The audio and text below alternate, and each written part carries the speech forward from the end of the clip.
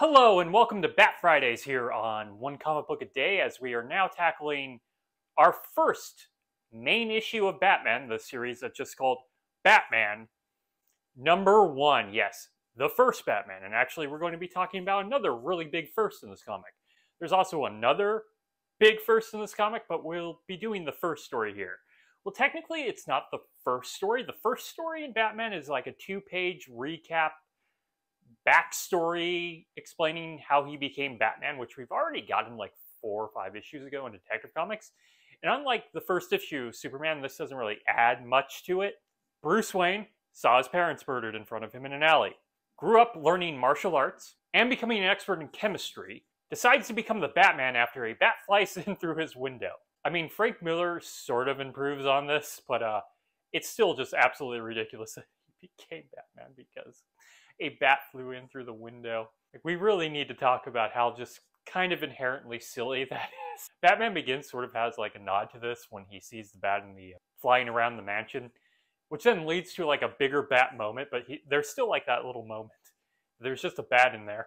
But the first story in here is the Joker. Yes, the introduction of the Clown Prince of Crime, the Joker. Everyone's favorite rogue. Like, legitimately maybe the most popular villain in history. Like, the amount of Joker cosplays you see. It's terrifying. So this is the first Joker story. It was actually a huge influence on The Dark Knight, mostly because what they were already doing with the story of The Dark Knight was sort of similar to this, and someone eventually brought it up to them. This story is definitely done by Jerry Robinson, because Jerry Robinson and Bob Kane had conflicting stories about how the Joker came about. So we believe Jerry Robinson, because once again, you do not believe a single word that comes out of Bob Kane's mouth. Robinson actually survived up till like 2013, 2014. He was an advisor on The Dark Knight. Wouldn't be surprised if it was he who suggested the story. And it's actually a really entertaining story. At times, it seems like it's going through the motions, and I've explained that, what I mean by that in other videos, but it's generally my belief that there is no like increase in threat. There's no rising action, essentially. But it works a little better here because it becomes more threatening as it goes on, what the Joker is doing. So we begin with a couple, like an old farm couple, listening to the radio when the Joker, a guy who claims to be the Joker, comes on radio and threatens to kill a man and steal his world-famous jewel. What I find really fascinating about this scene is the old man kind of throws this as some sort of like publicity stunt, like Orson Welles' War of the Worlds broadcast, which was famous for people possibly believing that it was real. I've only listened to the rebroadcast, which you can easily find on podcasts, and there's so many ads during it, and so many cutaways to, you know, like a band playing, that it seems really ridiculous to believe that was really real, because if that situation was happening, you probably wouldn't cut away to all of that all the time. But hey, I don't know if that was in the original broadcast, and hey, radio was still fairly new medium. So the police wait with the guy all night, and then when it gets past the time Joker says he was going to do this, the man dies, kills over, laughing with, well, not exactly laughing, kind of like suffocating, but he has that like smile on his face that becomes really the Joker's calling card, even though there is an actual Joker card as his calling card. But especially us who grew up with the animated series, there were so many like laughing gas killing ways of the Joker. He always wanted to kill you with a smile. And when they go and check on the jewel, it turns out the Joker has already taken it and replaced it with a fake jewel. So already he's pretty great. And here's another reason I really like the Joker here, as opposed to all the other villains we're beginning in Batman and Superman. He's not exactly a mad scientist. He can make an interesting like laughing gas to kill people, but he's more like a criminal genius than like a mad scientist or a criminal mastermind, which has been kind of missing from most of the villains. They're either kind of silly or just mad scientists, or, you know, that vampire that Batman shot. The Joker keeps pulling stunts like this, kind of getting a little more brash each time. The second time he does it, he actually releases gas and turns out to be hiding in a suit of armor the entire time, while the room is full of police. Batman and Robin keep thinking that they're going to get involved, but they don't seem to be doing anything proactive to begin with. When we do actually get to see the Joker, he does look like the Joker. What I actually really love about this is his design is identical to the design Hanna-Barbera would eventually use in like the 60s when they did the Batman and Robin cartoon, which I rarely ever see on anything. I had it on videotapes, and the same actual style that would be used when Batman Robin would be on Scooby-Doo. Like when you saw that Joker, it looks like that Joker in stills. Like they animated this version. Possibly isn't surprising seeing how cheap those shows were. Yeah, he's using like the laughing gas killing people, his laughing venom. But he's not really all that silly. He doesn't even like let out a laugh. He seems perfectly sane except for the whole murdering part. The cops want to trick the Joker and try to kill two birds with one stone. They let out that like a mobster has something very rare and valuable, so the Joker will target him. When Joker comes after him, and he literally just comes in through a window and shoots a guy. Like the least Joker way you could kill someone, but still kind of badass. Batman and Robin show up, they chase after him. Batman ends up confronting Joker on a bridge where the Joker somehow kicks Batman's ass. Like usually in a fight between Batman and the Joker is nowhere near his equal in a fight. Usually you have to like add something to the mix. He has some sort of formula or device, or he pulls Batman's mask down from the eyes. Or in The Dark Knight when the dogs are attacking him and he immediately starts getting beaten by like a 2x4 or a lead pipe. The Joker can never really take him on one by one, but no, he does it here and like sends him over the bridge. This is just going to lead to one more confrontation when he tries to kill somebody else and thinks Batman's done for, but him and Robin show up to attack him. Robin kind of kicks his butt too, leading to a final confrontation where they end up in like the lab on fire, infect Batman with the laughing gas, but it doesn't actually do much. Well, it's doing something, but he gets through it because, you know, Batman. And him and the Joker end with a final fight where he just takes him out pretty easily. The Joker is put in prison and Batman kind of worries that they might actually meet him again. And we end with the Joker basically kind of promising as he's standing in prison. And in fact, we're not going to have to wait that long in the story because there's two Joker stories in the first issue of Batman. The Joker returns as I believe the last story, so we'll be getting to that at the end of this. The next story I think is the first Catwoman story, so we'll cover that next week. It's either that or the Hugo Strange Monster Men story. But I think it's the Catwoman story where she's not actually Catwoman yet. But yes, this is a really good version of a Batman story. It's still not quite getting the rising action yet. It was better at when it was like the 8-page stories. But the Joker really brings something that works here. Kind of like how Lex Luthor's stories always make Superman stories better because Lex Luthor is just a harder threat for Superman to deal with. And that is it for me today. Hello and welcome to another day of One Comic Book a Day, where we have made Bat Fridays Bat Wednesday this week because my computer has to go in tomorrow. And this is just easier for me and it's less work for me. And I just like talking about these Batman issues. So today we talk about the second story in Batman #1, Batman and the Monster Men. Or is it just the Monster Men? I think it's Batman and the Monster Men. The second Hugo Strange story, which would tie Hugo Strange with most villain appearances with the Mad Monk, which was really more one 2-part story than like 2 separate stories, and Dr. Death, who has had 2 separate stories as well.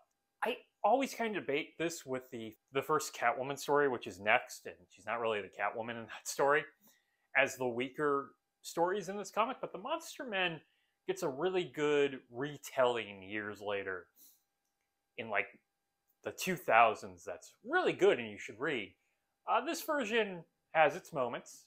I wish it was less murdery, and we'll get to that. So Hugo Strange escapes from prison. I mean, he just opens with escaping from prison. He has guns and is just running out of prison.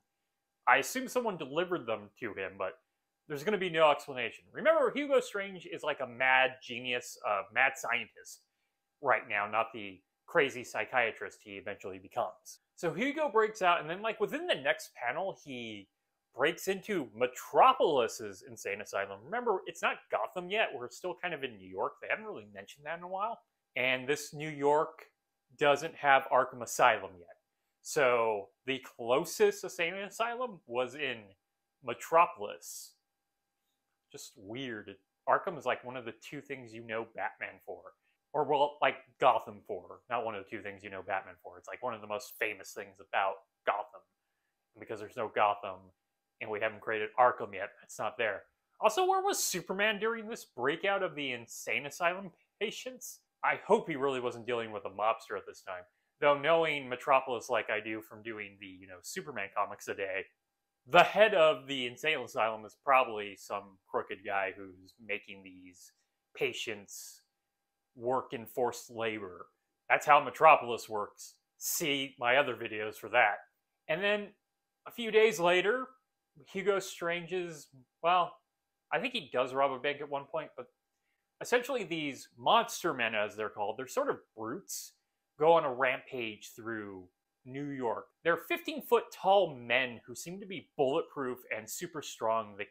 They remind me of the Brute Man. I keep thinking of them as brutes because there was a movie called The Brute Man, which was a 40s or 50s B-horror movie that Mystery Science Theater 3000 did one time, and this is sort of how the Brute Man looked.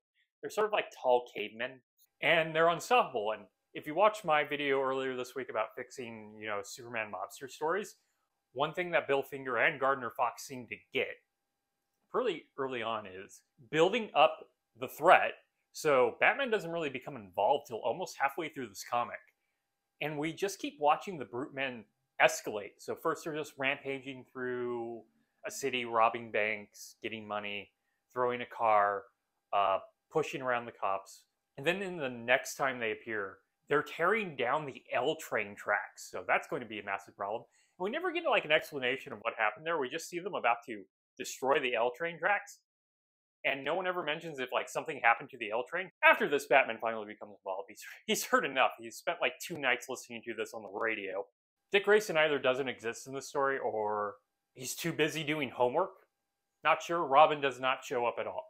So Batman takes his Bat Gyro, which is looking very baddish at this moment, and follows the Brute Men back to their hideout where he's immediately captured by Hugo Strange, who injects him with the serum that's going to turn him into a Brute Man in 18 hours. Well, that's a long transformation. So they lock him up and go about doing their criminal things. Batman immediately escapes because no one takes anything away from him. So, of course, Batman has something in his utility belt. Well, not really his utility belt yet. But he does have he just calls it like a chemical compound and throws it out the wall and explodes. As soon as he's out, he confronts Hugo Strange, who kind of left himself unguarded. Well, there are some Brute Men there, but they don't come in right away. And Batman just immediately punches him out of a window because he really doesn't care about lives right now. And then we get one of those weird moments where he's like, is this the end of Hugo Strange? By the way, by the end of the issue, he's like, Hugo Strange is still alive, without any evidence of that other than he didn't really see him die. But he's not sure if he's dead to sure he's alive in like a 5-page timeline. Then the Brute Men come in. Batman, with a really long pole, is able to stumble them around. It turns out they're not actually bulletproof. Their clothes are bulletproof. So why didn't the cops go for a headshot at any moment? Well, they had hats at sometimes. I guess those could have been bulletproof, but you could have just shot them under the hat. But a long pole can hurt them. And he eventually is able to knock them into each other and they start just beating each other up. He then goes into Strange's lab to create his own serum, and within 1 minute he injects himself with a cure. That's a fast-moving cure. Monster men that were left have killed each other, so he goes after the other ones. There's 2 more left. The first one he finds, you expect him to, use the cure he made. Maybe it doesn't work after you've transformed. But instead, he just straight up kills this dude. He takes, his rope and hangs him from the Bat Gyro, which is far more horrific than anything I think Batman has done. I'd rather him have the gun back right now, because wow, that's dark. And he even says he's better off dead. I mean, I don't know. Maybe there was something that could be done to him. He didn't seem to try. And then he goes after the last Monster Man, which becomes a weird King Kong reference as he climbs to the top of the building and Batman has to shoot him with his plane. Yeah, his plane has guns with him. But the bullets don't work because of the bulletproof clothes. So Batman's not aiming for the head again.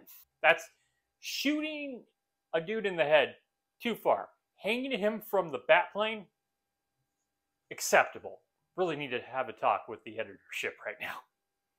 That's crazy to me. With gas pellets, he eventually just knocks out the last Monster Man, who falls to his death, which is also a pretty dark way. Yeah, Batman just does not care about other people's lives at this point, especially these monster men. It's okay because they're monster men, not actual men anymore.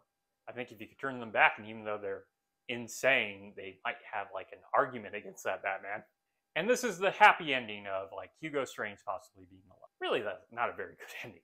So that is it from this issue of Batman, which has a lot of like good tension, but is mired by Batman's murdering cravings. Hello and welcome back to One Comic Book a Day, where I really nicked my face shaving. I was trying something different, but it really blew up on my face, or slashed my face. There's no joke in that. Like, no good pun. Today we are continuing our way through Batman #1 with the third story, fourth if you count the opening sort of recap of his origin story. The Cat, which, yes, is the first ever appearance of Catwoman Selina Kyle. Neither called Catwoman nor Selina Kyle in this comic. Just the Cat and Mrs. Pigs, but we'll get to that. This comic is, of course, by Bill Finger, credited Bob Kane, but really Jerry Robinson is the artist. Okay, so this comic starts right off giving us that little weird overview of Batman that kind of goes into the 1960s television show openings with the narrator. Essentially, Robin Dick Grayson is working as a steward on a yacht. Why? Well, we cut back really quickly. Apparently, there's a news story about this really rich woman, Mrs. Travers, Mrs.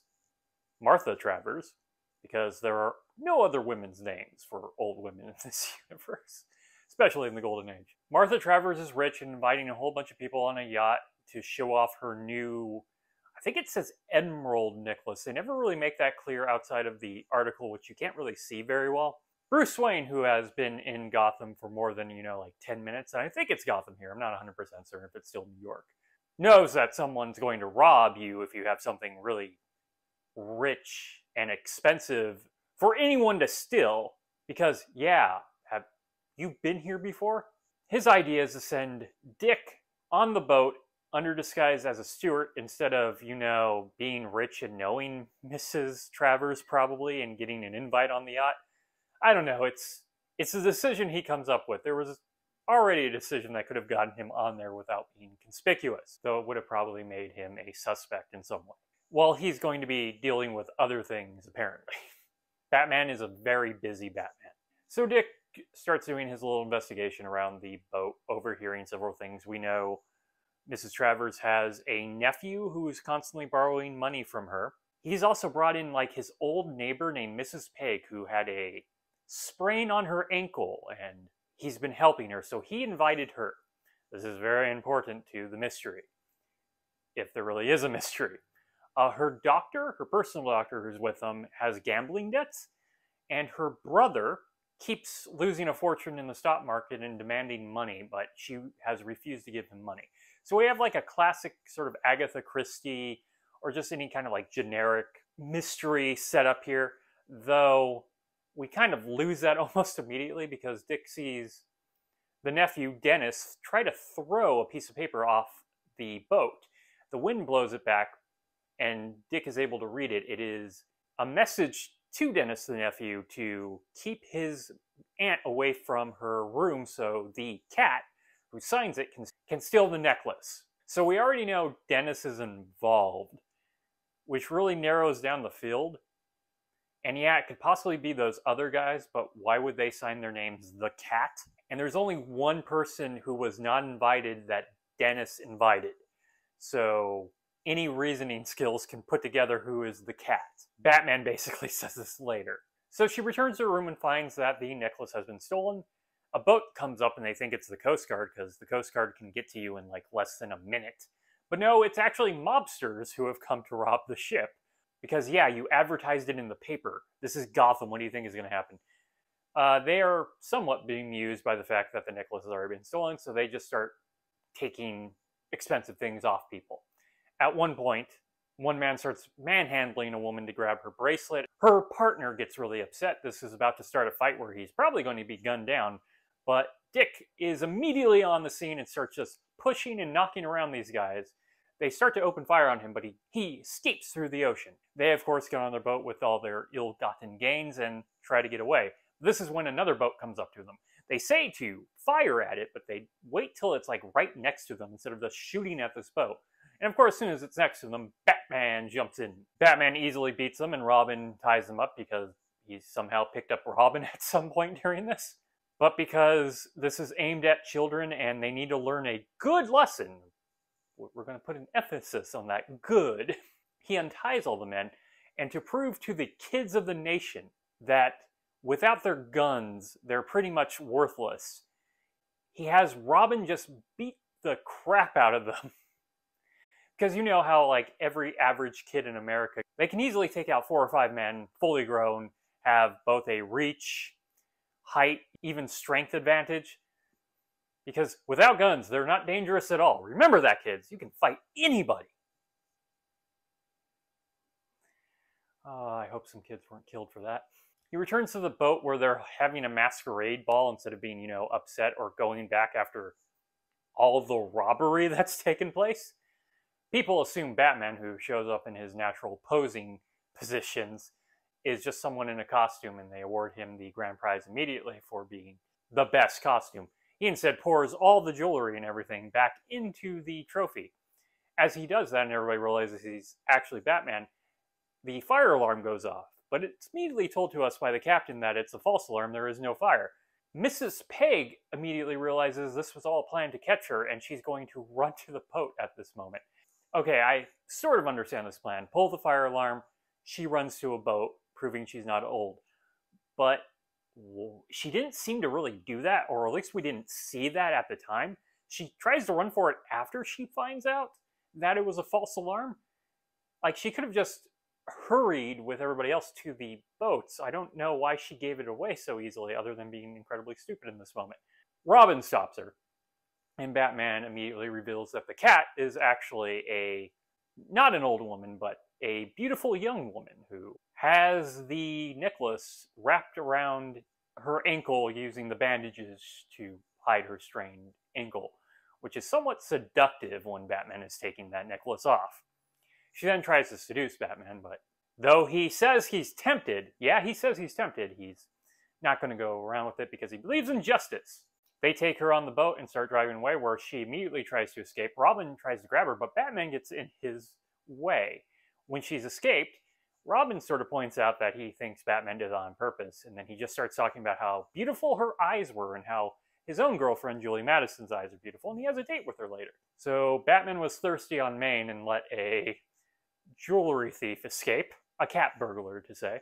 But as a Batman story, and a Batman story that's about 14 pages long, I actually really enjoyed this one, because this one just kind of really builds up the Batman appearing kind of story. Like, there's legitimate rising action. Unfortunately, the mystery is kind of destroyed by it being revealed that Dennis is working with someone known as the Cat. It only leaves like one option, really, and we already know a specific person is involved, which is just going to simplify things way too much, instead of just letting it be a full-on mystery. Kind of reminds me of those Sherlock Holmes stories where he sends Watson and doesn't arrive till like halfway through the story, like the Hounds of Baskerville.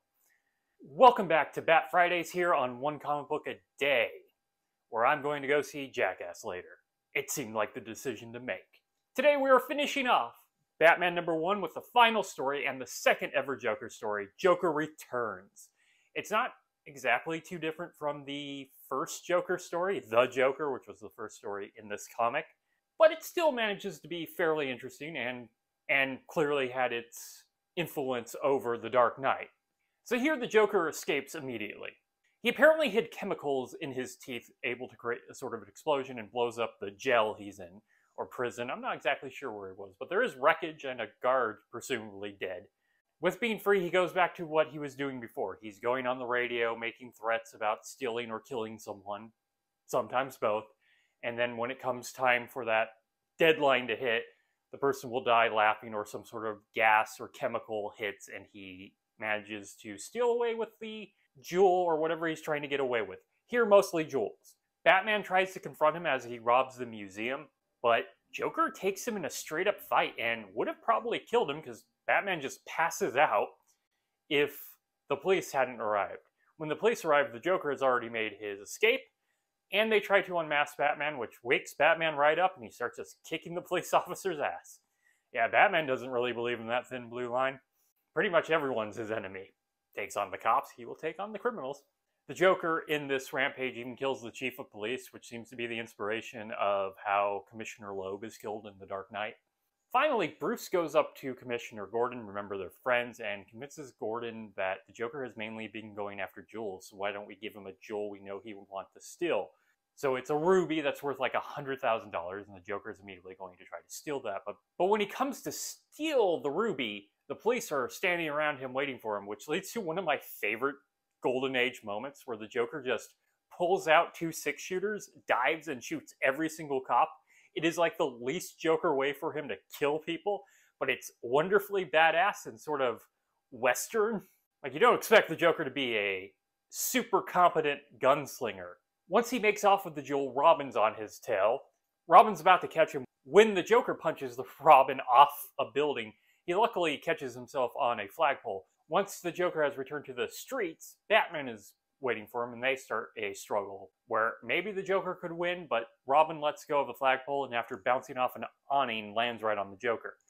You would think this comedic moment would end the fight, but no, the Joker pulls out a knife and has a few more panels of a fight with Batman, where Batman, while struggling with him, the knife gets turned on the Joker, and the Joker accidentally stabs himself. This was actually planned to be the end of the Joker. But the editor at the time, Major Ellsworth, who made several proclamations about these characters, like Batman couldn't use a gun after a certain point because he didn't think Batman would use a gun after his parents were gunned down, said that he really liked the Joker and he would like to see the Joker return. Kind of like the title of this comic. So 2 panels were added to the end, where we see I always kind of assume it's the ambulance, but it could be pretty much anywhere, a doctor proclaimed that the Joker is still alive.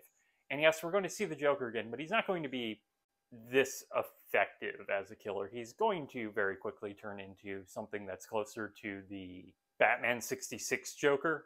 He's essentially just a prankster who robs banks and isn't much of an actual threat until, like the 70s, and Denny O'Neil brings him back to that original form of deadliness.